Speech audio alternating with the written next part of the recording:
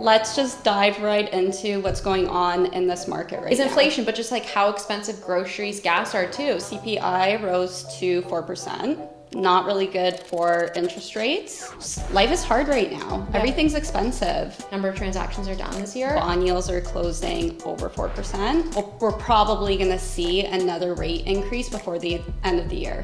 Gotta brace yourself, maybe.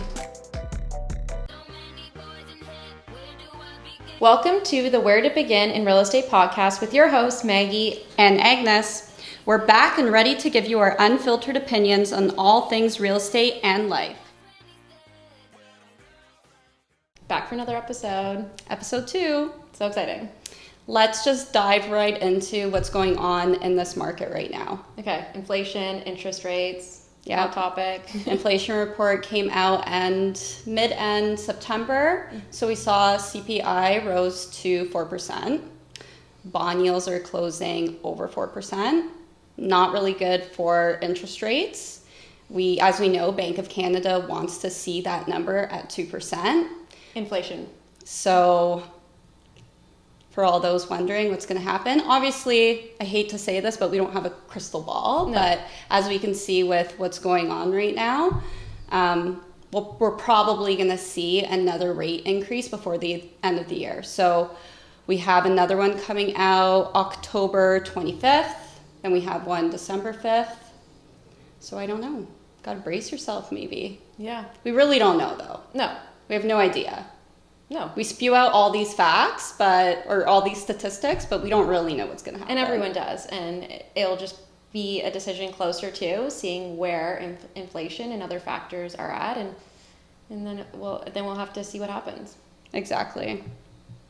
Okay, so yeah, I wanted to talk about an article that I had saw from Remax Canada. So they put out a report that in quarter 2 of this year, move-up buyers, Canadians who already owned a home and find themselves in a position to upgrade in the market, have been driving gains in the spring of 2023 as they tried to get ahead of further Bank of Canada interest rate hikes. And the reason that I wanted to talk about this is it kind of goes back to what we were talking about right now, but also in our last episode with affordability. So move-up buyers who already own homes, who are sitting on a bunch of equity if they bought them 8, 10, 15 years ago. And a lot of them back then too, interest rates were at like 4%, 4.5%. So moving to a 6%, 6.5% interest rate is not as big of a hit as the people who bought in the last 3 years and got 1.8, 2%.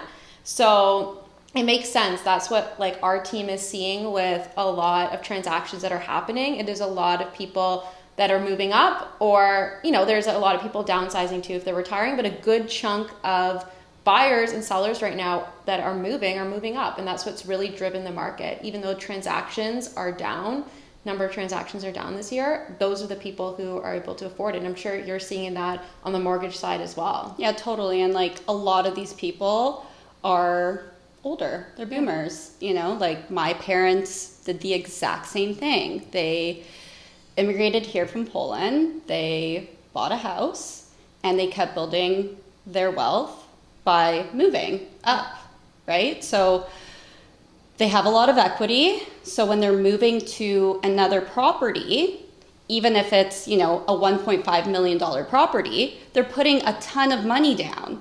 So their mortgage isn't, $1 million. It might be $300,000, $400,000. So it's a lot more attainable to have a mortgage with a 6.5% interest rate if the mortgage is small. Oh, for sure.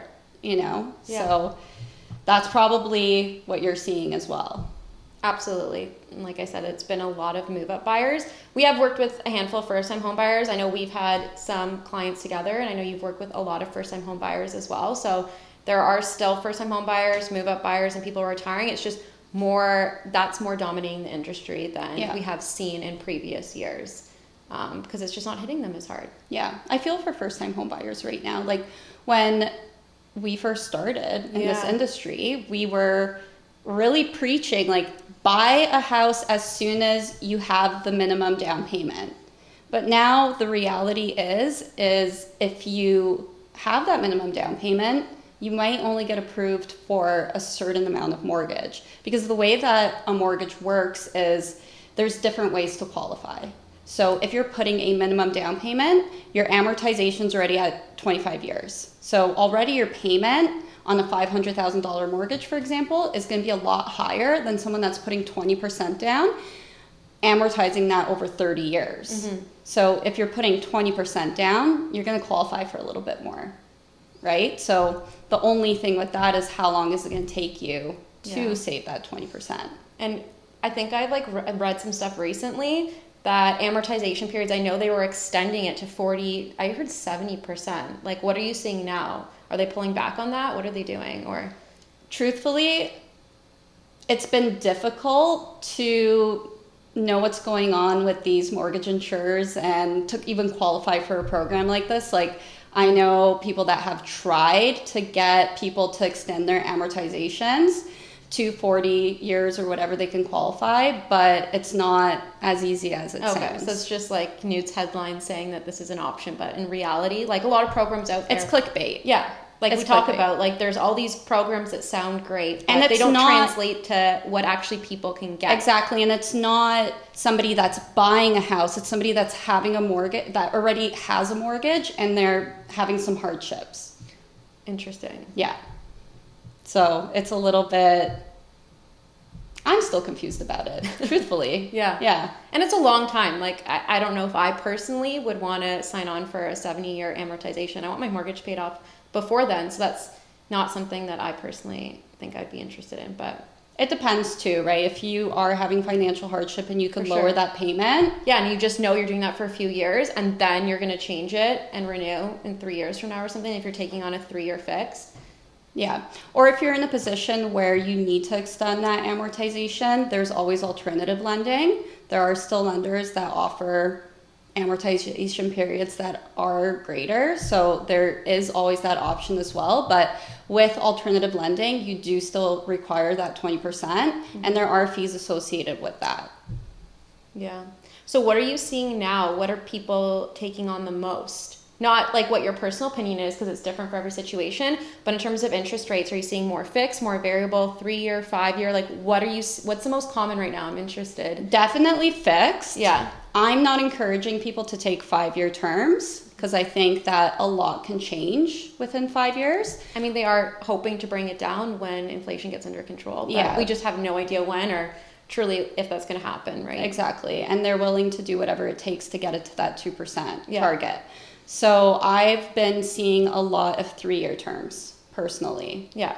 That's what I've been Which we talked about for clients. me. Yeah. Yep. Makes the most sense for me. So that's what I've And just like networking with other mortgage agents in the industry, they're kind of suggesting the same thing.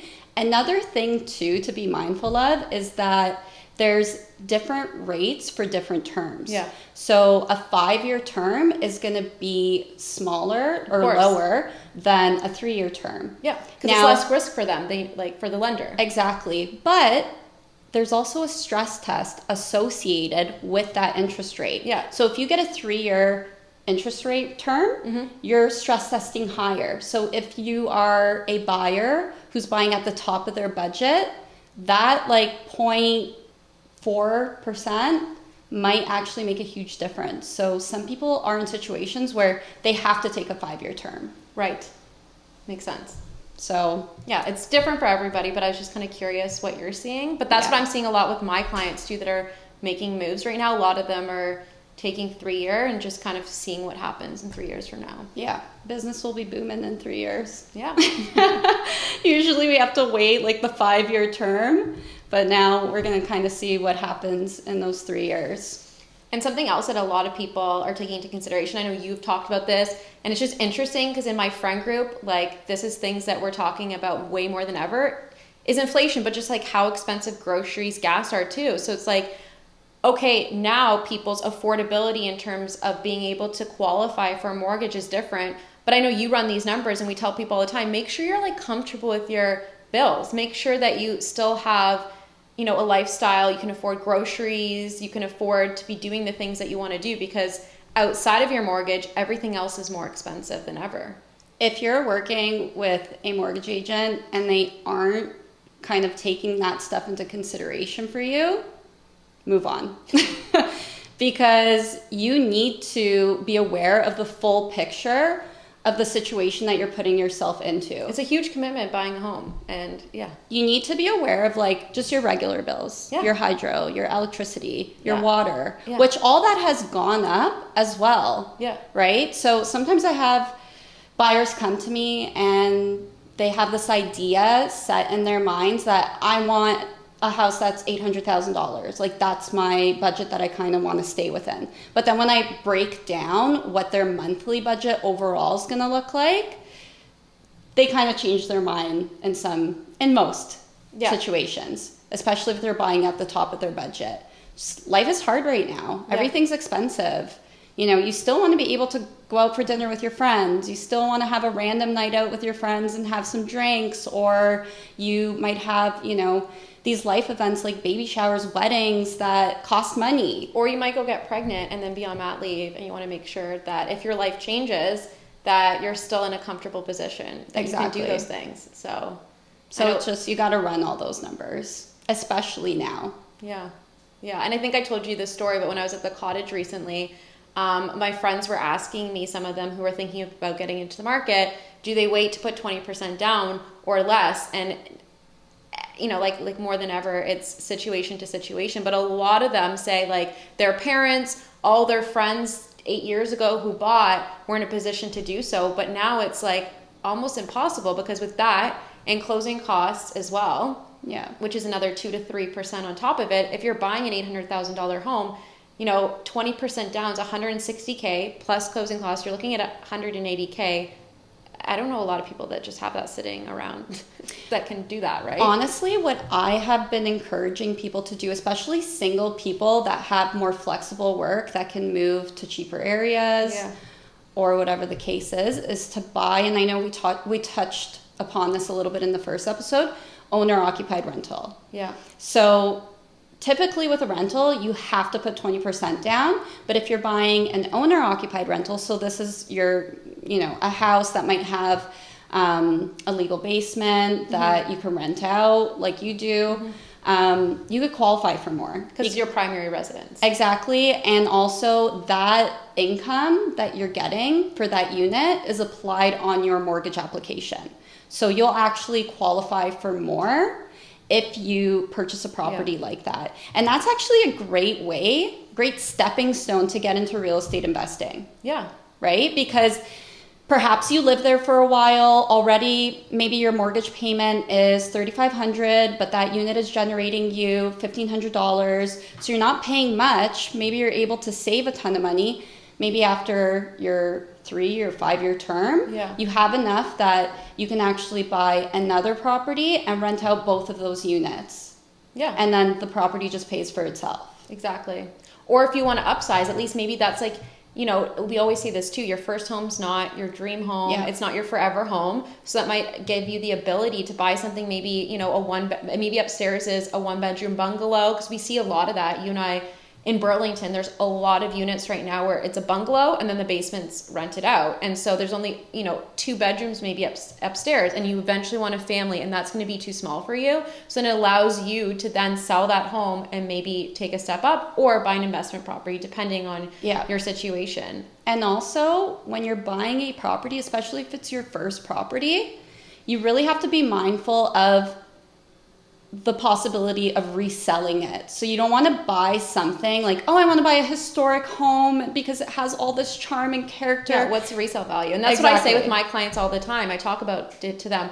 What's your long-term goals? What's your, like, you know, I say you shouldn't really buy property without the intent of holding it, whether it's an investment or for yourself, for at least 3 years. And you know this too, Yeah. because of you're predominantly paying interest in the first 3 years, not towards your principal. So even if the house goes up, you're not building a lot of equity. And then there is like cost if you're to move. putting a minimum down payment. If you're putting a minimum down payment, which is most common the case. Yeah. And then you go to move, you have to pay for land transfer tax again. This time you pay for real estate fees, because when you buy a home, you don't pay anything, but the listing agent or the seller pays both the listing agent and the buyer in the transaction.